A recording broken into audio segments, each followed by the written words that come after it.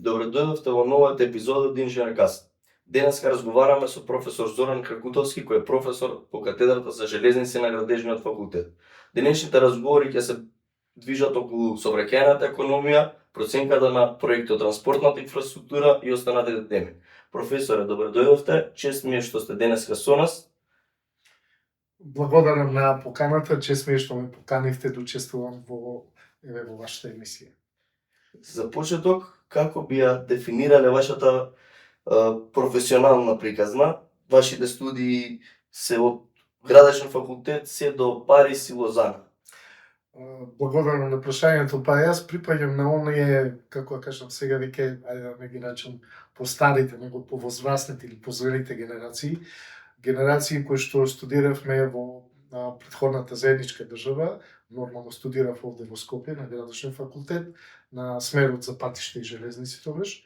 Тоа е 81-82 година, една прекрасна генерација од колешки и колеги, од некои 250 до 300 бевме бруцоши во прва година. Можете да замислите колка беше тоа голем предизвик за секој што студираше, затоа што конкуренцијата нели се воспоставува уште во процесот на студирање и добро ги завршив тука студиите и после тоа, бидејќи сум беровчанец по потекло, поминав една година во Берово, во делот на тогашните општински ги нарекува фондови за патишта, каде што се занимавав со патната мрежа локална и после тоа бев назначен за инспектор на источниот регион за патишта во Македонија. Меѓутоа, некако тоа беа години кога сигурно историски земено, други подобро ќе кажат, почнаа распаѓање на бившата држава на Југославија и некако беше мачно да се сето тоа следи и на телевизија и да бидете дел нели во секојдневието кое што беше обременето со такви настани. Затоа се одлучив тогаш да имав една интересна, како да кажам, можност да излезам од овде, од Македонија и заминав за Швајцарија. Швајцарија живеев во Женева и се запишав на постдипломски студии во Лозана, на Политехничката федерална школа во Лозана, на Градежниот факултет. Нормално пред тоа поминав негде 6 месеци на приватна школа за француски јазик, за да го јазикот подобро совршам, и на универзитетот во Женева исто така уште еден семестар. Така да постдипломските студии кои што ги поминав во Лозана навистина беа прекрасни, беа во модулирани во 3 модули. Едниот модул беше модул за подземни работи, другиот беше транспорт и третиот модул беше конструкција од конструктивното инженерство. Во период, да кажеме, толку беа интересни предавањата, имаше соработка со професори кои што беа повикани на тие постдипломски студии од урбан инженер, така се нарекува.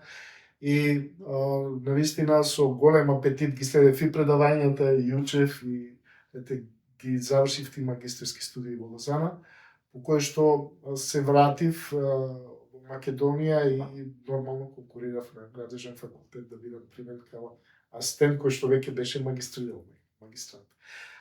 После тоа се запослив, се вработив прво година дена волонтерски беше, не беше платено тоа што го работев, меѓутоа останав на Градежен факултет и кога почнав да работам со студентите, излезе конкурс од француската, повторно швајцарската влада за стипендија која што ја доделува на техничките струки на инженери да идат во Швајцарија повторно на дообуки и на повторно учење.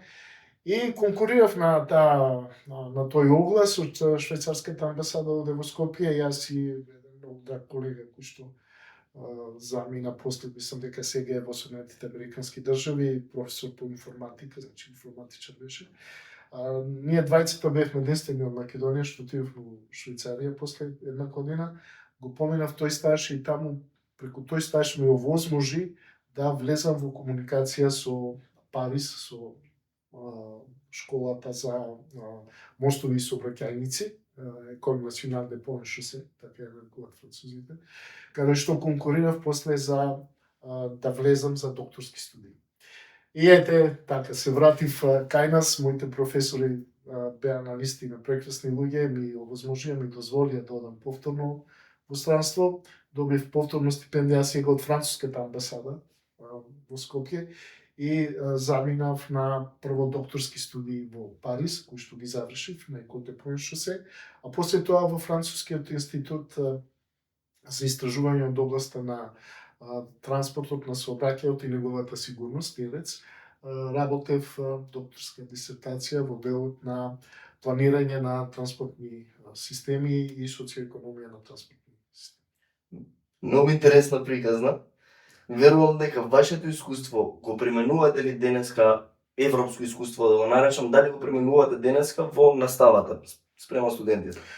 Па јас се трудам колку можам, знаете, прилично интересен настав имав кога се вратив од Франција или сите оние ако ме гледаат мои драги студенти, повеќе генерации поминаа, нели? Меѓутоа таа прва генерација сеќавам прв пат кога требаше ја да ги оценувам студентите, ги применив некои принципи, да кажеме, што французите ги применуваат како не оценуваат француските професори, меѓутоа најдов на изненадување од студентите затоа што тие принципи некако изгледаа престроги, нели, за тука. И добро, после нормално видов дека не можам и јас така да се однесувам, така да веќе влегов во она што е наша македонска, да кажеме, пракса. И тоа е едниот дел, а вториот дел се обидов и внесов, и ден денеска внесов предмети кои што ги немаше на градежниот факултет овде кај нас, односно ние кога студиравме беа некако, како ви кажам, на маргините на студирање поставени, тоа беа планирање на транспорт и сообраќајна економија. Меѓутоа се потрудив да ги пренесам искуствата од западните држави, западниот свет, како се прават анализите, како се работи планирањето и што е тоа економија во транспорт. Да, сега ја спомнавте економијата, предавате сообраќајна економија на втор цикл студии во смерот транспортна инфраструктура поново, стар патишти железници. Како би ми доловиле сообраќајната економија на гледачите или на студентите кои што не го слушале предмет? Знаете, по она што сум го учел, не сум од почеток економист далеку од тоа, меѓутоа она што го учев и во Лозана на ЕПФЛ и она што беше и во Франција и оние комуникации кои што ви имав беше со луѓе кои што беа економисти и нормално поминав и предмети кои што ги учат и економистите од базните студии што ги имаат, па се до она што е надградба за сообраќајната економија.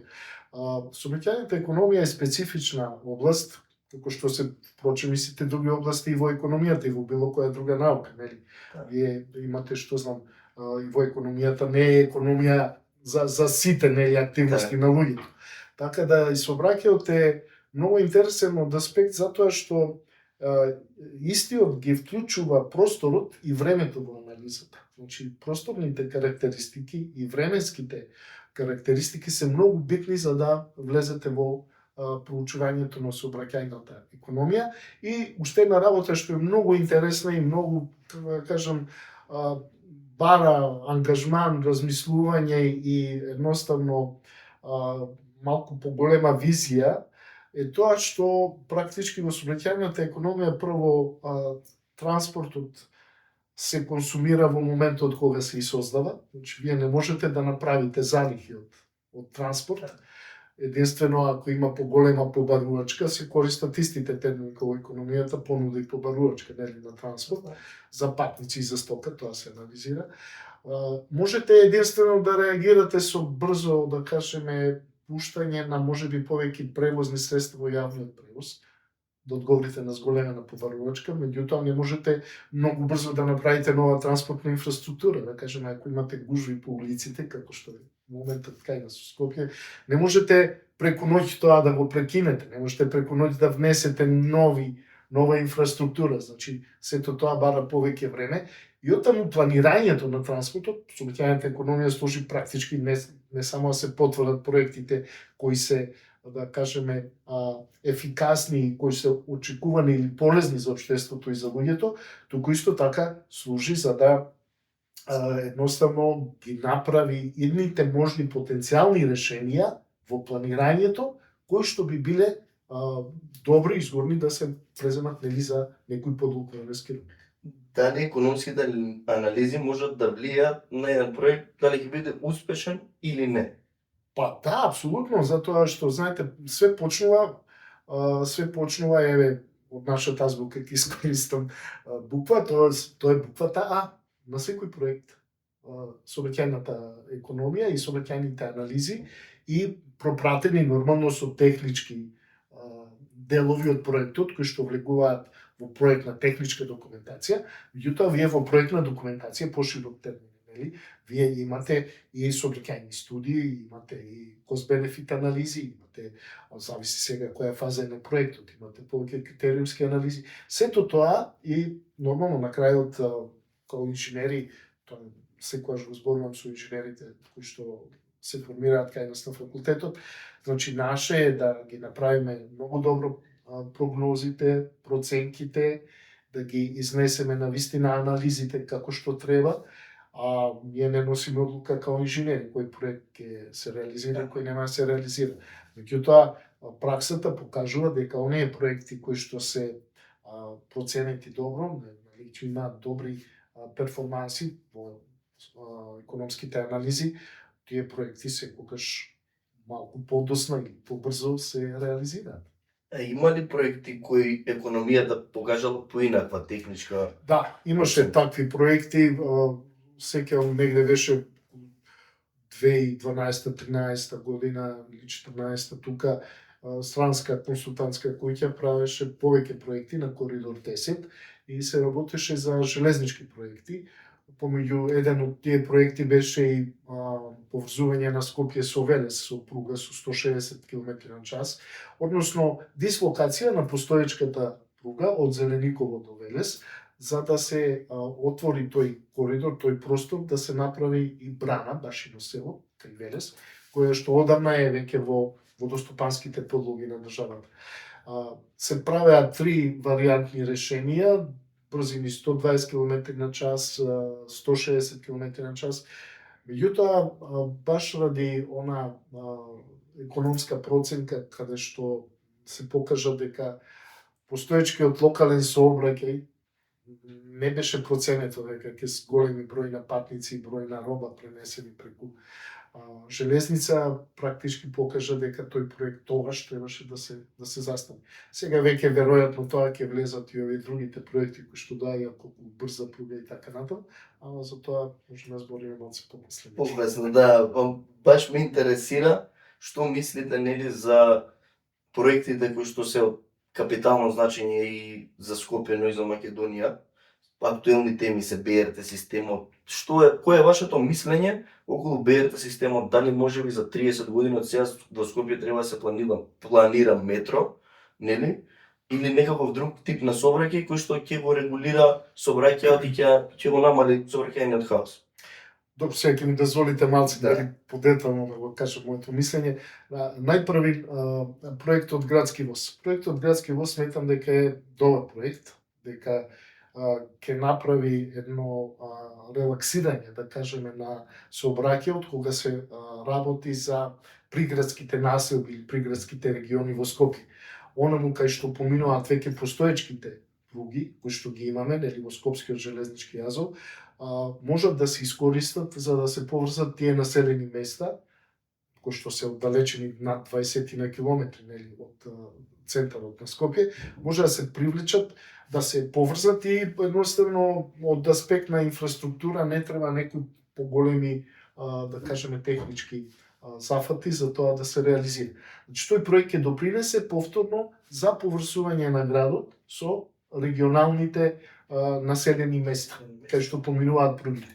Меѓутоа, во самиот град, тој проект многу нема да направи, премногу да направи, да се почувствува дека нели сообраќајот во Скопје е релаксиран.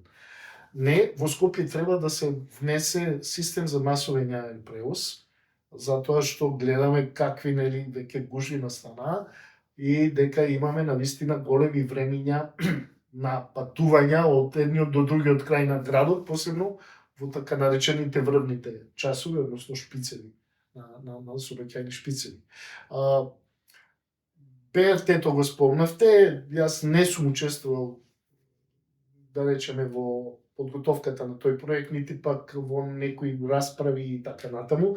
Мислам дека фали кај нас во Македонија за такви големи проекти, фали јавна расправа за тие проекти, организирање на одредени настани кои што каде ќе се презентираат тие проекти, каде граѓанството, невладиниот сектор, други политички субјекти, па ако сакат и поединци ќе можат или експерти ќе можат да кажат своето мислење за самите проекти. Значи, не го премногу познавам проектот БРТ да можам да кажам позитивно или негативно, далеку од тоа. Меѓутоа, се прашувам, имам неколку сопствени прашања кои што сам си ги поставувам. Првото прашање е БРТ-то ќе користи веќе постоечка инфраструктура. Значи инфраструктура наследена од претходните генерации и тоа би било добро ако не предизвика некои други проблеми на други учесници во сообраќајот. Знаете, имав еден професор во Париз, во Франција, за жал починате. Меѓутоа беше еден од врвните европски, кажам, експерти од сообраќајна економија, економист беше човекот по струка. Работеше за Светска банка многу и работеше проекти во различни земји, не само во Франција. Неговото прашање кога зборевме за, да речеме, сообраќајната економија и користењето на постоечката инфраструктура и нејзина оцена од аспект на гледање на економски ефекти. Он ми постави едно прашање во овој, да кажеме, стил. Имате во еден град, како сега што сакаме во Скопје во ведеме, резервирани ленти само за автобуси. Меѓутоа, другите викат, 2 ленти, имате сообраќај од индивидуални возила, каде што нон-стоп се влечат постепено, нон-стоп е гужва. И ај сега кажете ми тие автобуси колку луѓе ќе пренесат? Така? Во одредено време. Во одредено време. И колку е пак трошокот на тие луѓе што чекаат во автомобилите или не ја користат таа лента затоа што ја завзел автобусот. Значи, такво прашање не знам дали се разработувало во проектот за БРТ-то. Големо прашање треба да се даде одговор. Не смее да остане одговор. Не разбирате? Значи, место да ги користат, затоа што, знаете, општествениот оптимум не значи дека ќе имаме јавен превоз, па ќе се јави општествен оптимум. Не е вистина тоа. Општествениот оптимум се добива кога ќе можат сите корисници да бидат на некој начин задоволни од користењето на она што им е на располагање од транспортни системи. Значи не е поентата да ги пуштиме сите и ај сега ќе ги внесеме сите во БРТ-то, сите не можеме да ги внесеме, има патувања, има луѓе кои што не можат да се откажат од нивните автомобили, без разлика каков систем има, метро да имаме, они пак ќе одат со возила, затоа што има одредена, како да кажам, одредени потреби да користат автомобилот. Значи не смееме никако да одиме на тоа да е сега ние ќе направиме транспортен систем што ќе ги пенализира возачите на автомобили и они мора да го остават автомобилот и да дојдат на нашиот јавен превоз. Мислам дека таквата стратегија некако не би донела според мене многу голем ефект. Добриот ефект би било да се направи нова инфраструктура. Сега, каде таа нова инфраструктура кога градот е изграден, премногу урбанистички веќе пополнет, па знаете, онаму каде секојаш јавниот транспорт е најефикасен таму каде што имате најголема густина на население и најголема изграденост. Сега, она што го видов, дури бев во Лозана, во ЕПФЛ пред малку, нели спомнавме, и работев со колеги, колешки кои бевме во ЕПФЛ, кај професор кој што ми беше ментор, работевме на проценка на капацитетот на лесното метро во Лозана. Тогаш имаше една линија лесно метро. Што е лесно метро? Преводен систем од класично метро до трамвај. И сега, разликата што е меѓу трамвајот и лесното метро, лесното метро не се меша со другите учесници во сообраќајот. Си оди во така наречен сопствен простор. Тој сопствен простор на поголемите раскрсници не е регулиран со семафор, него едноставно одите со објекти или надвозници или тунели ги поминувате големите раскрсници, значи едноставно не прави никакво пореметување на постоечките сообраќајни токови во мрежата. Сега нормално дека кошта повеќе од БРТ-то, меѓутоа внимавајте, ако пред малку ова што ви кажав професорот у Франција што ни кажуваше, дајте пресметајте колку има економски ефект ако се возат, што знам, толку и толку патници со автобуси или ако одат со коли. Значи, БРТ-то практички можно е да ги поремети постоечките сообраќајни токови во градот, ради тоа што ќе има предност на раскрсниците во минување, нормално, и за земањето на по една коловозна лента, да речеме на партизански одреди, булевар партизански одреди, ќе има две сообраќајни ленти помалку од сега што има. По една сообраќајна насока. Сето тоа се плашам дека ќе има одредени реперкусии на постоечки од индивидуален сообраќај на автомобилите и се плашам дека ќе се створат уште поголеми гужви со него. Она што размислував за лесно метро пред малку што ви кажав, идејата е не да се прават два колосека, сега каде би се направили. Она што ни е потребно за овој систем значи замислено е како едноколосечна пруга.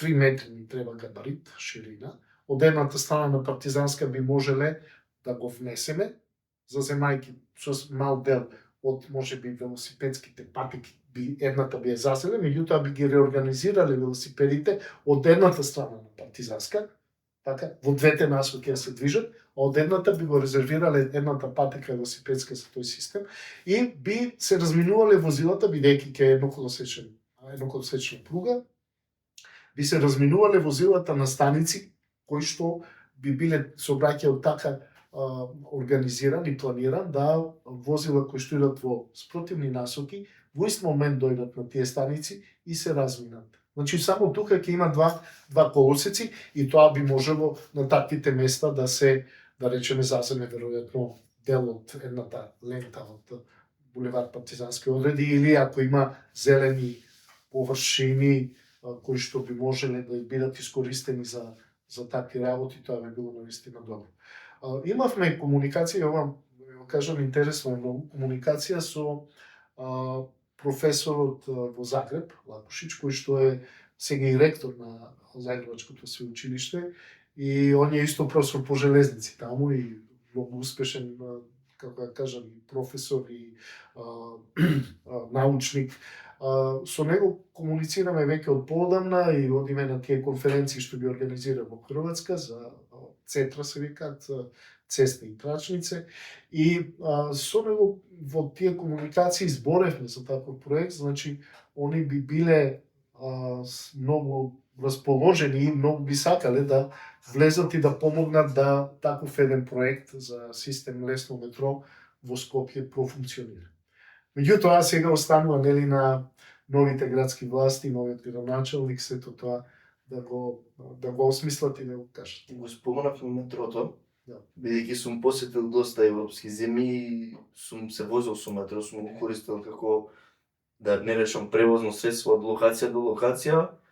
Сватив дека со метрото во европските земји, доколку би живеел таму, немам потреба да користам автомобил од аспект на времето кое што го трошам во транспорт, односно од точка А до точка Б, многу побрзо стигам со метро, отколку што стигам со автомобил. Предноста е тоа што и немам потреба да барам паркинг за возило и сите останати нели предности што ги има метрото. И сега беше дали во Скопје би можело да се направи тоа можеби за 50 години доколку би се развил градот.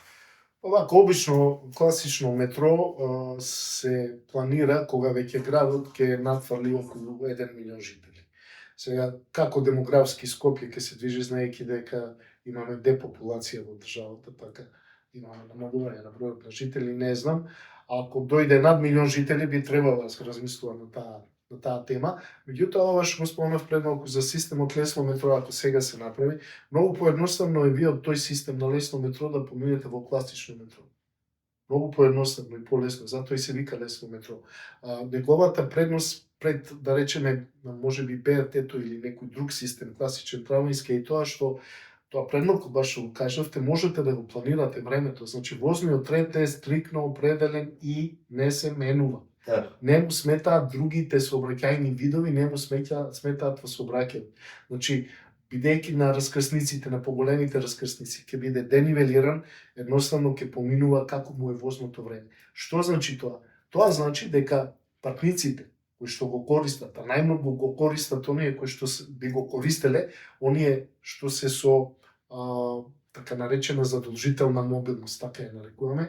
Тоа е мобилност која што практички се однесува на одење на работа, значи кога одите на работа, и мобилност која се однесува за студентите и средношколците одење на училиште или одење на факултет.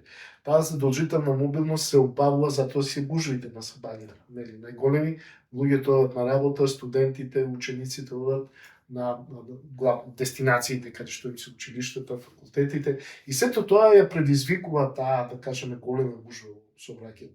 Меѓутоа, овие системи, веднаш да кажам дека овој во Лозана има капацитет од 5000 патници на час. Што замислите колку се капацитативни?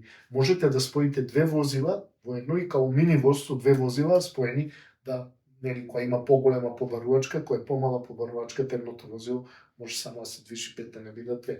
Значи, овие системи сега коштаат, точно е дека коштаат, наша проценка негде беше дека правихме некоја магистерски труд, негде околу 12 до 14 милиони евра, меѓутоа вклучително се и инфраструктурата, и возилата, и депо, и сигнализација, и електрификација, значи сето она што се однесува на функционирање на тој систем.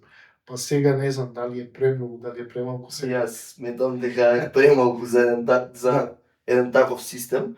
И она, бидејќи сме околу процената, нели, на објектот од транспортната инфраструктура, дали во нашата држава се ограничени податоците и ресурси кои што располагаме за да ја направиме реалната процена, нели, Да, проектите. апсолутно. Знаете, во тие проценки на исплатливоста на проектите, прво, која е целта, зошто се гради таа инфраструктура? Целта е да се одвива сообраќај, меѓутоа не било каков сообраќај. Вие ако имате одредени поврзаност, нели, транспортни поврзаности со соседни држави или со одредени градови, каде што времето на патување се зголемува, каде што се зголемува сообраќајните незгоди, каде што имате големи емисии на загадување на животната средина. Во такви ситуации вие посегнувате да планирате да изградите нова инфраструктура, да направите нов проект. Значи целта е секогаш транспортот.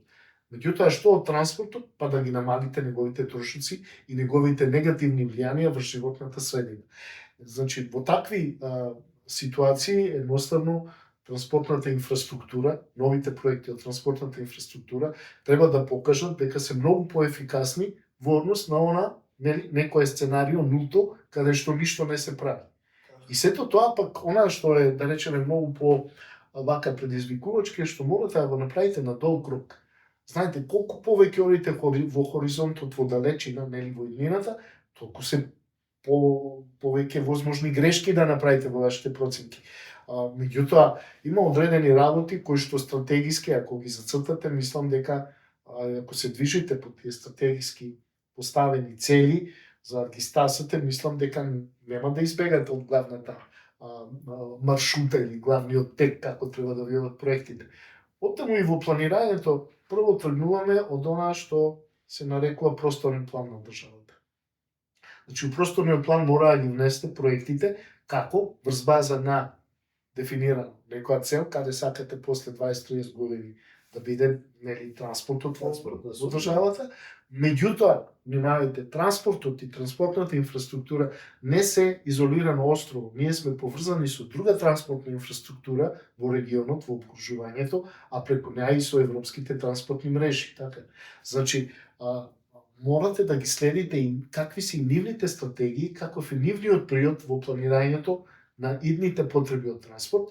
Едноставно морате да го согласите тоа со нив, за да бидете поврзани како една целина. Така да во тие стратегиски планирања треба да ги погледнете и оние стратегии кои што се и во соседството и на Европската унија, и секако она што е предизвикувачки, да кажеме, за едните генерации, илите децении, и е посветено најмногу на електричните автомобили, нели? Не само автомобили, него мотори за за друмските возила, кои што би се конструирали и би работеле на електричен погон, и користењето на железницата уште повеќе во превозот, особено на подолги транспортни растојанија и кога имате масивен превоз, масивен превоз на патници. Во однос на железниците, вие предавате и го предавате предметот железнички станици. Сега фасцинантен дел од железничката инфраструктура се станиците. Многу повеќе од обични објекти. Како се менува концептот денеска на железничките станици од обичен терминал до мултифункционален транспортен центар? Знаете, јас кога студирав, ви кажав, нели, кои години беа тоа, негде 81-82, кога почнавме, имавме предмет исто железници на градушен факултет, како и сега, и во тој период прилично, бидејќи не беше толку развиено, нели, друмскиот сообраќај, прилично голем дел од робата и од патниот превоз беше со железница. И во такви некои обкружувања, железницата си имаше навистина потреба од конструкција на специфични станици, специализирани станици, не зборам само за превоз на патници, него и за превоз на стоки. Од тогаш е конструирана негде 70-тите години, почетокот на 80-тите, е конструирана ранживна станица Скопје. Ранживна станица е станица само за преформатирање на товарни возови. Едноставно, од Солун доаѓаат возови, различни коли за различни дестинации, и овде со формирањето на ранживната станица се преформатираат директни возови, нели, до одредени крајни дестинации. Понатаму, во тој период е, ако сакате, и патничката станица во центарот на Скопје. Нели, Кензо Танге 81 година, 82 година е проектот за, нели, ново Скопје, модерно Скопје.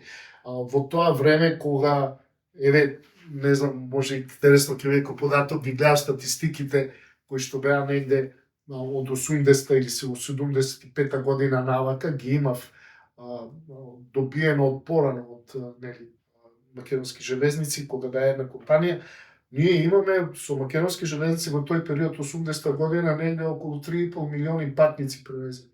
Само со воз, што е навистина огромна бројка, ако денеска споредиме со 350.000 што имаме за цела година, 10 пати повеќе. Значи во тој некој период кога се градени тие станици, тоа ми беше зборот, се имале свој концепт и сметале тогашните планери дека тој прогресивен сообраќај кој што одел на железница ќе продолжи. Значи таа прогресија ќе продолжи, и затоа и Кензо Танге, гледате, капацитетот на патничка станица Скопје, транспортен центар, е предимензиониран. Не се користат нити сите перони, нити сите колосици, затоа што се рачунува дека во нина ќе има многу голем сообраќај, ќе навлеќе и навлече таа станица, и ќе има потреба од сето тоа. Меѓутоа, од денешен аспект, се повеќе гледаме дека железницата, посебно кај нас, во Македонија, железницата губи приматот на транспортни услуги и во превозот на стоки, и во превозот на патници. Добро, во превозот на стоки на некој начин и очекувано е дека во внатрешниот превоз во државата, каде што транспортните растојанија се до 300 км, не е интересен железничкиот превоз. Меѓутоа, на долги растојанија железницата е и такако интересен транспортен систем. Сега, за самите станици, имаше пред 10 години еден проект кој што го поддржа Европската унија преку ИПА фондовите, и се направија проекти за реконструкција на 10 железнички станици во Македонија, кои што се изработени. И минатата година, и мислам дека бе во Гевгелија, ова интересно, станица Гевгелија, навистина убаво реконструирана, направена, меѓутоа, бидејќи нема многу патници, во патниот превоз нема меѓународни возови, уште не се пуштени. Станицата е на некој начин една зграда која што нема. Едноставно, имате неколку души вработени внатре во станицата и ништо не се случува. За сето тоа да се смени, може би патничка станица овде кај нас. Мислам дека треба да се најдат нови содржини во железничките станици. Бидејќи постојат као објекти, штета е да не се искористат за нешто друго. Така, значи може да се направат одредени простории каде што би се движеле можеби повеќе студенти, повеќе млади средношколци, би учествувале со некои, што знам, креативни работи кои што би можеле да ги создаваат во тие простори. И сето тоа на некој начин, кога имате една таква проорност на луѓе и покрај тоа што не се директни патници за возовите, даваат веќе друга слика на самиот објект и на самата станица. Сметам дека и со градскиот воз ќе се реконструираат постоечките во градот Скопје и доаѓаме на делот на модернизација на железницата. Под модернизација би го сватиле во контекст на само реконструкција или целосна промена на концепт? Гледате, по дефиниција, модернизација на една железничка пруга е, ајде да тргнеме најпрви на она што е, нели, чисто од инженерски аспект најбитно, тоа е носивоста на колосекот, така, и на објектите кои што се во долниот строј. Односно носивоста на пропусти на мостовски конструкции. Прво модернизација е да се пругите кај нас доведат до осовинско оптоварување од 22,5 тони. Сега имаме железнички пруги, имаме кои што не се димензионирани, посебно долниот строј и самите објекти во долниот строј, мостовите и пропустите, не се димензионирани и подготвени да поднесат такви товари. Тоа е прво да речем за модернизација. Второ, за модернизација и електрификација на пругите. Ние имаме електрифицирана пруга само на коридор 10. Тоа е од Табановци до Гевгелија. Другите пруги не ни се електрифицирани. Дури не се сите електрифицирани во Скопскиот железнички јазов. Пругата транспортен центар Скопје Север, Волково и после тоа према Косово не е електрифициран. Значи треба да се електрифицира истото е и за према Тетово, према Гостиват, према Битола, значи према Кочани, сите тие да кажеме линии кои што железнички линии кои што ги имаме, вториот дел на модернизација и електрификација и третиот дел е зголемување на брзините, на возовите. Можност да се зголемат брзините. А можноста за зголемување на брзините е сега тука е реконструкција на трасата. Затоа што знаете кај железницата практички радиусот на хоризонталните кривини се тие кои што влијаат на брзините со кои се движат возовите. Кај нас се сите во минатото конструирани пруги да овозможат брзини од барем 80 км/ч и повеќе, меѓутоа не повеќе од 120 км/ч. Ние немаме пруга каде што можат возовите да возат побрзо 120 км/ч. Да. Значи реконструкцијата е за сите овие три елементи кои што треба да бидат земени во предвид. Каде гледате нашата улога во европската транспортна мрежа во следната декада, да речем? Па веќе на најавените одредени проекти кои што ги имаат, нели, преку кои што поминуваат преку Унгарија, Србија за брза пруга, па после нели се спушта до Ниш каде што има едно да кажеме разгранување на таа брза пруга, едната треба продолжи према Скопје, другата треба да продолжи од Ниш према Софија и после од Софија оди према Солун, од Солун до Атина, исто и ова од Скопје до Солун треба нели после тоа до Атина. Меѓутоа интересно е на таа мапа која што да кажам 23-та година, 2023 е подготвена и тоа не од Европската унија, туку од Комисијата за транспорт на Обединетите нации во регионот баш ја гледав, значи има многу убава поврзаност на Солун со Едрење, према Едрење, погранично место на границата со Бугарија и од таму после нели оди за Истанбул. И од Истанбул за Анкара. Значи имаме во регионот планирано на некој начин во проекција се повеќе пруги за големи брзини, ние треба да се вклучиме нормално со пруга за голема брзина од Табановци до Гевгелија. Покрај тоа во просторниот план на што го работевме на факултетот, као големи брзини, ако ги рачунаме 160 км/ч и над 160, ги ставивме и пругата од Скопје до Тетово и до Гостивар. Значи до Тетово Гостивар, бидејќи е рамен теренот, може тука за прилично мала инвестиција да се направи Брза линија. Да, брза линија 160 км/ч, ама поентата е и од Тетово до Скопје да се доведе 160. Зошто? Затоа што од Гостивар, ако се стигнеме после до Охрид, до Струга, нели, со 100 км/ч, ние можеме до Охрид да доаѓаме за 90 минути со воз. Така да. Тогаш би бил возот конкурентен на постоечкиот сегашен автопат кој што се гради нели до Охрид. Значи мора да ги внесеме, тоа е сообраќајната економија. Мора да ги разгледаме конкурентноста на различните транспортни системи за да навлечат сообраќај на нив. Затоа што они се ефикасни ако има сообраќај, ако се одбива. Ако не се одбива, тој случај нели јавните пари се внесени во проекти кои што ништо не враќаат на луѓето. Така, и сега како заклучок да го земеме, ако транспортот е крвоток на економијата, дали ние имаме здрав систем или ни треба рехабилитација во моментов? Па нашиот транспорт сега како земете, ако земете за автопатишта, мислам дека за автопатиштата последните децении беше поволен период и мислам дека и сега тоа што се работи, значи поволен период е во тој дел. Меѓутоа ако земеме железницата, мислам дека е негде на клиничка смрт. Така да треба поголем зафат во неа, за да ја вратиме повторно во живот, што, внимавајте, тоа изискува прво големи финансиски средства, тоа е точно. Меѓутоа, некако кај нас не се збори за можноста на користење на европските фондови, кои што возможуваат да се земат пари, кои што не се враќаат едноставно.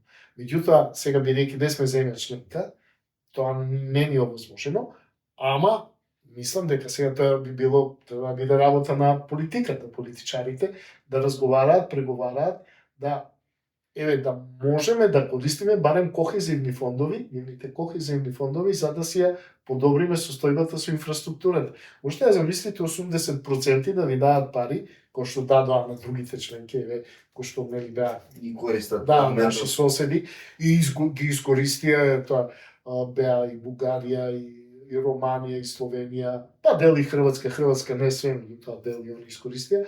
И сето тоа на некој начин ќе биде многу добро за државата, затоа што ќе створи поголем број на работни места, ќе привлече наши инженери, колеги кои што заминаа во меѓувреме во странство, работеа со некој искуство кој што го имаат, претпоставувам дека ако се отворат големи такви проекти во државата, дека ќе дојдат и ќе работат тука. И на некој начин тоа би било многу интересно за зголемување на бруто домашниот производ во државата и зголемувањето на стандардот на жителите тука. Сега пред да завршиме, сакам да ве прашам вашата мотивација за младите луѓе да се фокусираат кон нашата струка, кон инженерството. Нормално имаме големи предизвици, но сметам дека секој дело до сега, спомнавте нели дека имаме и стари железници кои што треба од Кензо Танзе треба модернизација и сите тие работи, сметам дека ние како млади луѓе треба да донесеме придонес во тие иновации и развој на таа модернизација. Една ваша порака до младите за да ги мотивираме да се приклучат кон нашата струка? Апсолутно, значи новите генерации на инженери, новите генерации кои што ќе нели излезат од градежен факултет или можеби од некој друг факултет во регионот или од западните држави, кои што ќе има солидни познавања од начинот на кој што еден проект од транспортна инфраструктура треба од почеток да почне нели да се разработува, па на крајот до основниот проект, односно до финализирање како инженер, можеби на градилиште некој ќе биде и понатаму одржување на таа инфраструктура. Сето тоа е, да кажеме, нешто што е многу благодарно, што е многу посветено и кое што во секој случај човек сега секој се треба да си ја сака својата струка, нели, своето занимање. Меѓутоа мислам дека градежните инженери кога работите одат како што треба, уживаат во својата струка. Нормално има ситуации каде се доаѓа и до одредени проблеми, меѓутоа затоа се тука повторно инженерите кои што наоѓаат решенија, креативни решенија и кои што тие креативни решенија оставаат после белег и во просторот, меѓутоа и на идните генерации кои што треба да ги користат тие објекти. Значи една многу благородна струка е, да кажам, градежништвото, каде што младите луѓе може да се најдат и да не мислат дека треба само, што знам, само да знаат да пресметуваат стабилност на одредени конструкции и така натаму, или да знаат да цртаат патишта, железници, брани. Сето тоа е само еден дел од градежништвото. Во градежништвото има толку многу теми, има толку многу работи кои што се поврзани нормално со други дисциплини од науката, како она што јас го предам, сообраќајна економија, процена на проекти од транспортна инфраструктура. Меѓутоа, сето тоа дава можност еден широк диапазон на младите луѓе да се најдат себе. Значи, можат да изберат што повеќе им одговараш, за што повеќе се заинтересирани на тоа да се усвои. Професоре, ви благодарам за исцрпниот разговор.